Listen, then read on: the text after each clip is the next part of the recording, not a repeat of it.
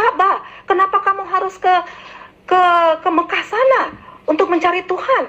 Memangnya Tuhan hanya ada di Mekah? Kenapa orang Kristen mengatakan bahwa Yesus dan Bapa adalah satu? Karena roh yang ada di dalam diri Yesus itu roh Tuhan kan? Benar begitu? Terus apa bedanya dengan manusia? Manusia juga kan punya roh Tuhan. Bisa dijelaskan? Assalamualaikum warahmatullahi wabarakatuh. Alhamdulillah rabbil alamin. Berjumpa lagi di channel saya Arham Nagai. Apa kabar semua? Semoga sehat-sehat. Semoga kabar baik. Oke, di kesempatan saya kali ini saya akan mendengarkan debat seru Pendeta Herni dengan anak di bawah umur ya, atau gadis yang masih sekolah di SMA. Oke, bagaimana keseruan debatnya? Langsung aja kita saksikan. Selamat menyaksikan. Kak, aku mau nanya, bedanya manusia lain dengan Yesus itu apa sih? Kan di ayat Bible itu ada dikatakan, aku dan Bapa adalah satu, barang siapa yang melihat aku, dia telah melihat Bapa. Kenapa orang Kristen mengatakan bahwa Yesus dan Bapa adalah satu? Karena roh yang ada di dalam diri Yesus itu roh Tuhan kan? Benar begitu? Terus apa bedanya dengan manusia? Manusia juga kan punya roh Tuhan. Bisa dijelaskan? Oke, shalom in Kristus ya. Berarti adik yang cantik ya. Ini aku mau, tadi pertanyaannya intinya itu Yesus manusia ya. Kita juga manusia, apa sih bedanya? Sementara orang Kristen mempercayai Yesus itu adalah Tuhan itu sendiri. Apa sih bedanya dengan kita manusia? Oke. Roh yang ada dalam diri kamu, saya tanya, apakah itu roh Tuhan? Roh yang ada dalam diri aku, apakah itu roh Tuhan? No, enggak. Roh yang ada dalam dirimu adalah rohmu sendiri. Roh yang ada dalam diri, rohmu dan rohku adalah rohnya kita sendiri. Itu pemberian Tuhan. Jadi bukan roh Tuhan, itu bedakan itu. Penjelasannya gini, pada saat kamu mati, yang dicabut oleh malaikat apa? Rohmu kan? Begitu juga aku.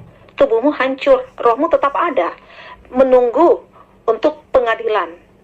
Iya Kak, tapi roh yang ada dalam diriku itu dan roh yang ada pada diri Kak Herni itu semuanya kan berasal dari Tuhan. Itu berarti juga roh Tuhan. Gitu loh. Yesus juga roh yang ada pada diri Yesus itu berasal dari Tuhan atau roh Tuhan. Terus bedanya roh manusia, roh Yesus itu apa? Kan sama-sama roh. Bisa jelaskan perbedaan rohnya? Terus bedanya iblis, manusia, Tuhan, malaikat, kan semuanya memiliki roh. Bedanya dengan Tuhan apa? Tuhan Kristen ya, bukan Islam. Karena Tuhan orang Islam itu zat. Menunggu akan hancur, apakah kamu masuk surga apa neraka? Begitu. Oke? Sementara roh Yesus itu sendiri adalah roh Tuhan itu sendiri. Ingat ya, makanya Yesus katakan aku dan Bapa adalah satu. Karena roh yang ada dalam dirinya adalah roh Tuhan. Firman menjadi daging. Firman itu masuk ke dalam tubuh Maria untuk menjadi daging. Itulah sisi kemanusiaannya Tuhan itu sendiri merujuk kepada Yesus. Oke, beda. Rohku beda. Rohnya manusia beda.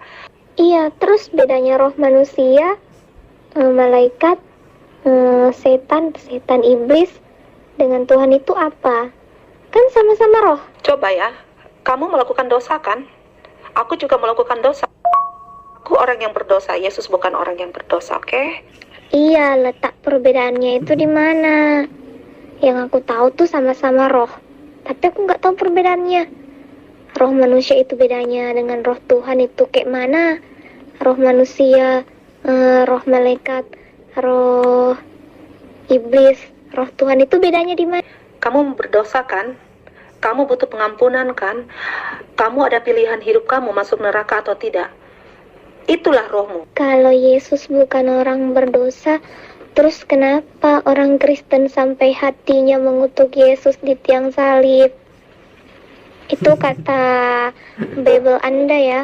Hari ini yang Kak Herni jabarkan ke grup Islam versus Kristen itu bukan pengajaran Yesus, melainkan pengajaran pendiri agama Kristen yaitu Paulus yang sangat menginginkan Yesus menjadi Tuhan.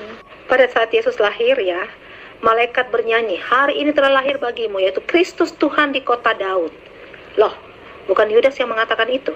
Dan murid-muridnya sendiri, Thomas, Petrus, Yohanes memanggil Yesus sebagai Tuhan. Ingat ya, murid-murid pertama Yesus adalah 12 murid itu. Bukan mereka itulah yang memanggil Yesus sebagai Tuhan sebelum Paulus memanggil Yesus sebagai Tuhan. Ingat itu, lihat peristiwanya ya. Thank you.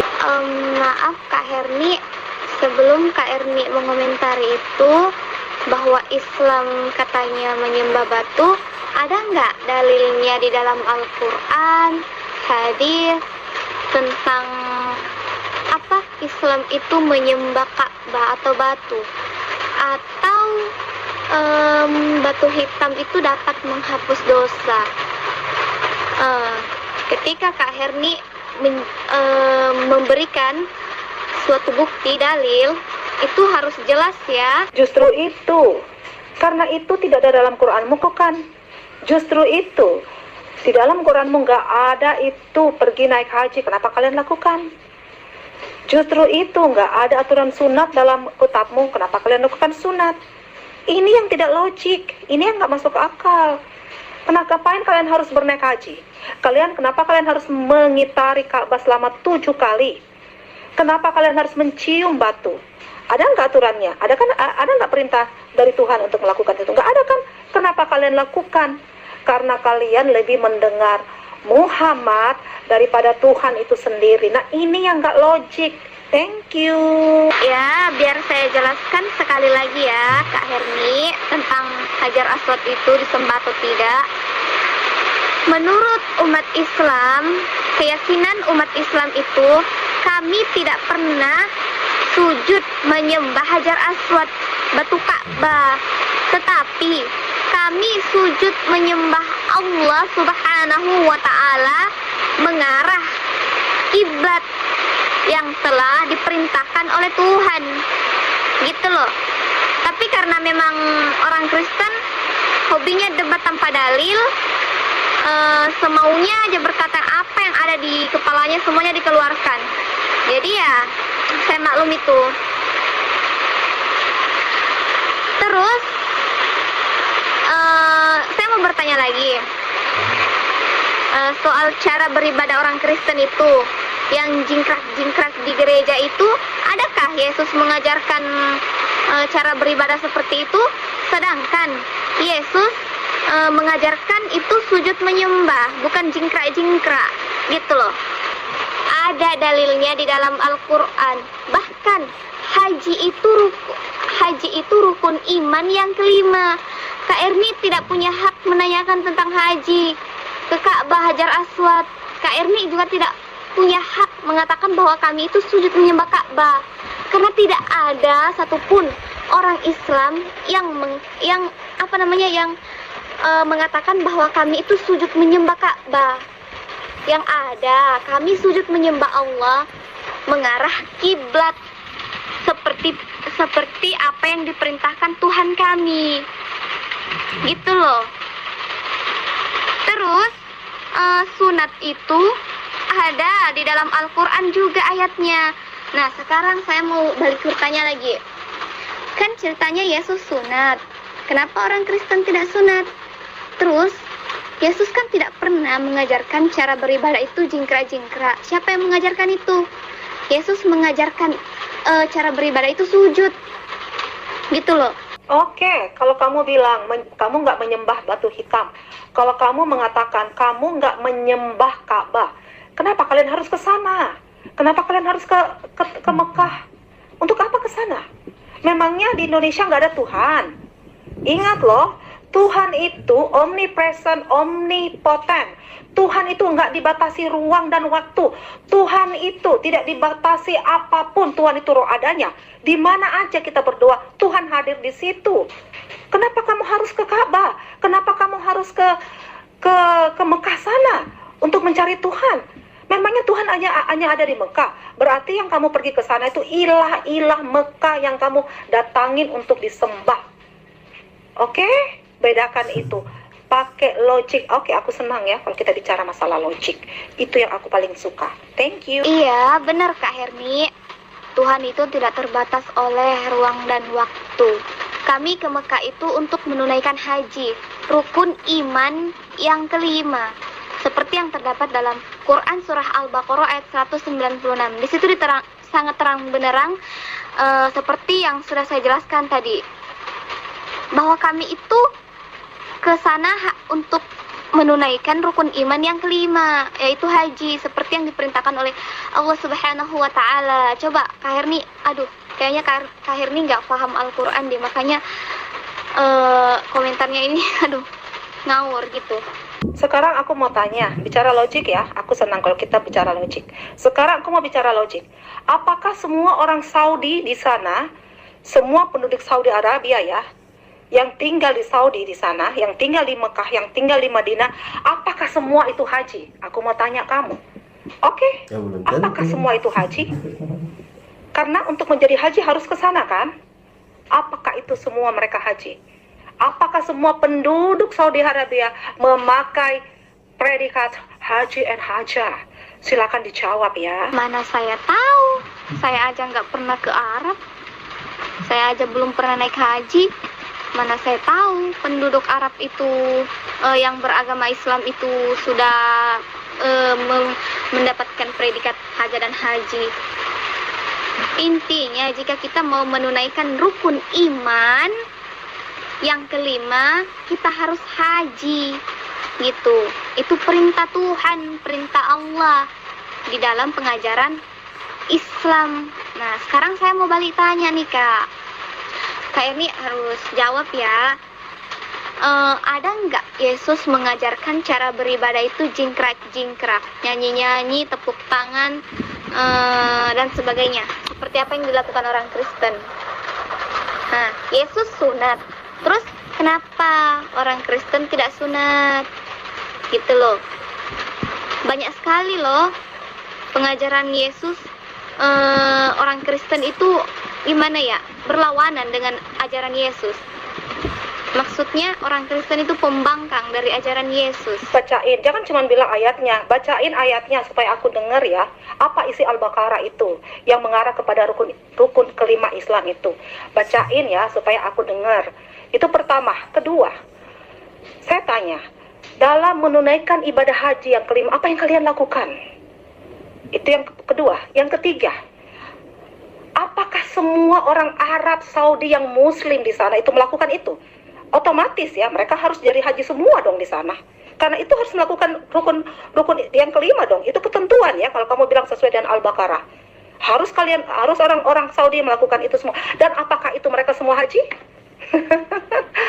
Apakah bukan hanya orang Indonesia yang dominan ke sana dengan berbagai negara yang bodoh itu yang ke sana? Saya tanya sama kamu. Oke, dan sekarang kamu berbicara masalah Tuhan itu nggak dibatasi ruang dan waktu. Kalau kamu udah ke haji ke sana, mencari Tuhan di sana, kamu bilang kamu nggak menyembah batu hitam ya, kamu menyembah Tuhan yang di sana, kamu udah membatasi Tuhan, membatasi ruang Tuhan. Sekarang, sebelum Muslim, sebelum ada perintah, sebelum Al-Baqarah itu turun, ya untuk melakukan ibadah haji, sebelumnya itu apa? Apakah orang melakukan itu? Dan bagaimana orang-orang tidak melakukan itu? Oke? Ini posisi Tuhan sebagai tidak dibatasi ruang. Oke, jadi sebelum, ini ruang, masalah ruang dan masalah waktu. Waktu orang menyembah Ka'bah itu dengan waktu sebelum ada perintah Ka'bah itu gimana yang orang tidak pernah melakukan yang belum ada perintah itu sebelumnya, sama Nuh, sama Nabi itu gimana? Ini saya tanya karena kamu udah membatasi ruangnya Tuhan dan kamu udah membatasi waktunya Tuhan. Oke? silakan. Karena kalian nggak tahu itu, nggak ada pengertian, kalian nggak mengerti itu roh itu ada, Tuhan itu adalah roh ada, itu kalian nggak ngerti. Ini masalahnya, kalian sudah membatasi Tuhan loh. Ini dosa, kalian sudah berhalakan Tuhan itu, kalian membatasi Tuhan, kalian salah. Thank you. Kak Herni mah nggak adil. Masa Kak Herni doain yang nanya dari tadi? Gantian dong Kak. Sekarang aku yang tanya. Ada nggak Yesus mengajarkan cara beribadah itu jingkrak-jingkrak, nyanyi-nyanyi, tepuk tangan dan sebagainya seperti apa yang dilakukan orang Kristen? Terus kan Yesus itu sunat. Kenapa orang Kristen nggak sunat? Oke pencinta debaters, itulah tadi debat seru Pendeta Herni dengan anak SMU Muslimah ya. Oke, bagaimana kita dengar tadi ya pertanyaan dari wanita Muslimah ini. Kalau saya dengar tidak satu pun ya dijawab oleh Pendeta Herni. Dia hanya bisa mengelak ya, dan dia tidak menjawab dengan betul-betul ya kalau saya dengar. Malahan Pendeta Herni saya dengar dia malah balik bertanya kepada wanita muslimah ini. Oke, sekian dulu video saya. Apabila ada kata-kata yang salah, mohon maaf. Jangan lupa like dan subscribe. Terima kasih. Assalamualaikum warahmatullahi wabarakatuh.